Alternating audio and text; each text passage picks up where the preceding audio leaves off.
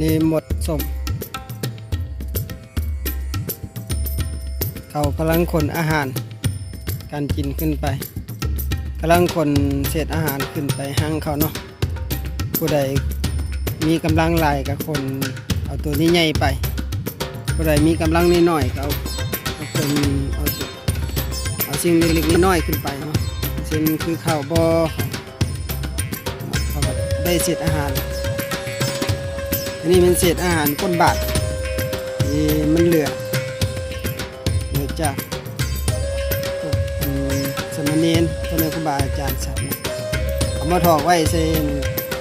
แม่ต้นไม้หมดชมเขาได้กินเขาก็หามขึ้นไปเนาะก็เป็นอาหารของเขาเป็นอาหารการกินของเขาเขาก็ต้องคนกันขึ้นไปย่างกับเบิ่งแล้วก็จะ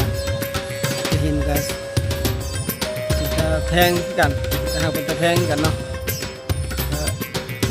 เป็นว่าเป็นการเศษอาหารให้แก่สรรพสัตว์ทั้งหลายเนาะเป็นประโยชน์แก่เขาเป็นประโยชน์แก่เขาได้กินอาหารเล็กน้อยก็ดีใจเนาะสัตว์ถ้าเดรัจฉานเนาะอยู่ร่วมกันเท่ากันเหลือจากว่าอาจารย์สัตว์แล้วเราก็ถอกให้หมดเนาะหมดเขากินก็เป็นอาหารของเขาเบิ่งแล้วก็เขาก็เป็นการให้คือเป็นการเมตตาเนาะเมตตาต่อสรรพสัตว์ทั้งหลายให้สัตว์น้อยสัตว์ใหญ่ได้กินถามว่าเป็นอานิสงส์บ่ก็เป็นอานิสงส์คือกันเนาะว่าอานิสงส์ที่ให้ทานที่แท้ก็ให้ทานแก่พระสงฆ์สามเณรให้ทานแก่พระสงฆ์หมู่ใหญ่จังซี่นี่อันนี้มันให้ทานแก่พระสงฆ์หมู่ใหญ่อันนี้อานิสงส์ใหญ่อันนี้อานิสงส์เล็กๆน้อยๆคือเฮาเมตตาต่อสรรพสัตว์ทั้งหลายเช่นสัตว์นี่สิละสัตว์ที่เขากำลังขนอาหารเศษอาหารขึ้นไปมีเรื่องสบายหูสบายตาเนาะแต่ใครกันเฮาอยู่กับคนพาลเนาะอยู่กับคนพาลบ่สบายใจเป็นแรงเฮ็ดให้เฮาจิตใจคนมัวเนาะเช่นทำอยู่กับไม่เห็นมาสุ่มเขาทำเศษอาหารไปนี่ก็สบายหูสบายตาดีเบื้องแรกแล้วก็เป็นความสุขดีเนาะสุขของเราก็ไม่ได้เกิดจากมีคนหนึ่งเขาเห็นสิ่งแวดล้อมหรือว่าสัตว์ทั้งหลายสิ่งเห็นสัตว์ธรรมชาติของสัตว์ทั้งหลายแต่ไม่ใช่ด่าเขาไปหาอยู่หากินคือของเขาเก็บอาหารเด็กอาหารน้อยๆขึ้นไปไม่ได้ไปไว้ในหังเนาะอาหารเรือนี่ก็เป็นประโยชน์แก่เขาการเมตตาต่อเขานี่เขาได้กินว่ามักเอามาให้เขา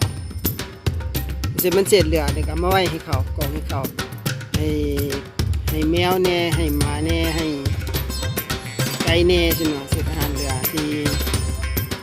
มันเรียนครูบาอาจารย์คนสัตว์เหลือถอกใช้เนาะอาหารเหลือถอกใช้ไว้ให้เขา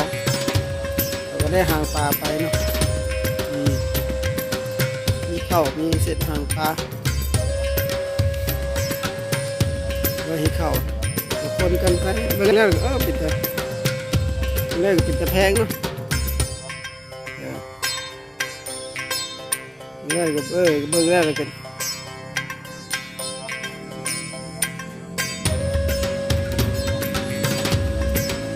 นี่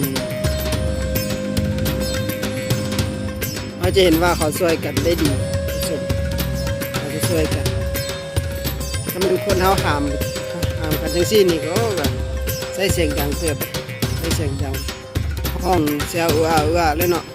เขาไปทำนองเขาละเขาก็1 2 3เนี่ยเสียงดังเกินกับเขาละว่าธรรมชาติของมดส้มเนาะเขากับบ่ค่อยเขากับบ่ยินเขาดอกเขาว่ากันเลยบ่เว้าเขาเป็นสัตว์ชนิดหนึ่งเนาะเนี่ยคนการได้มาเกิดเป็นคนหรือว่ามันประเสริฐสูงสุดแล้วหรือว่ามีบุญหลายแล้วเนาะการได้มาเกิดเป็นคนจังซี่เพราะว่าเขาแล้วนี่ก็โอกาสได้มาเกิดเป็นคนนี่ก็ล้วนแต่ทำไปทำมันเนาะในสตาสัตว์ทั้งหลายที่เป็นต้นทุกข์สรรพสัตว์ สัตว์ทั้งหลายล้วนแล้วแต่มีกรรมของตนเองเช่นเฮาได้เกิดมาเป็นคนแล้วนะครับทำตัวให้เฮาประโยชน์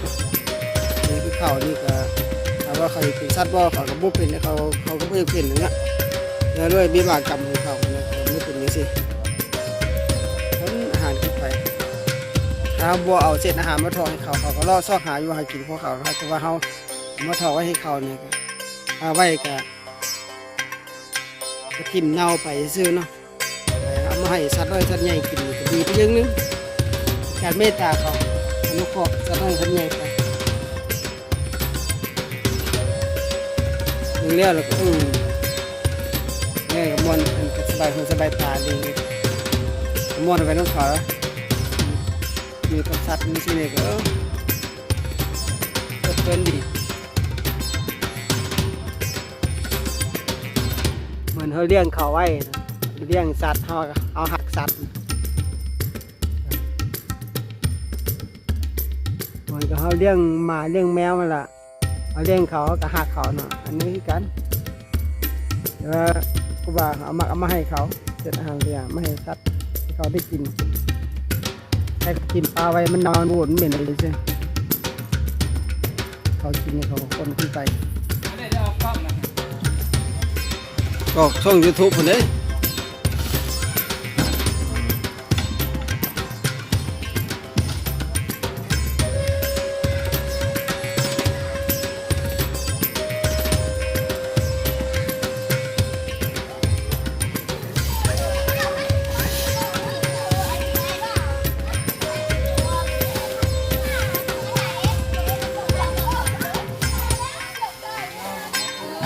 เขาจะมาลิ่นอยู่วัดตลอดเขาจะมาลงอยู่วัด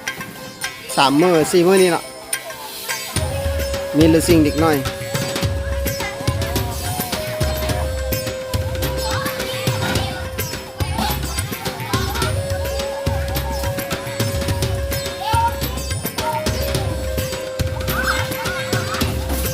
มาเขาก็จองแล้วมัน3 เพลง10,000เนี่ยเขาเริ่มจองกันแล้วมัน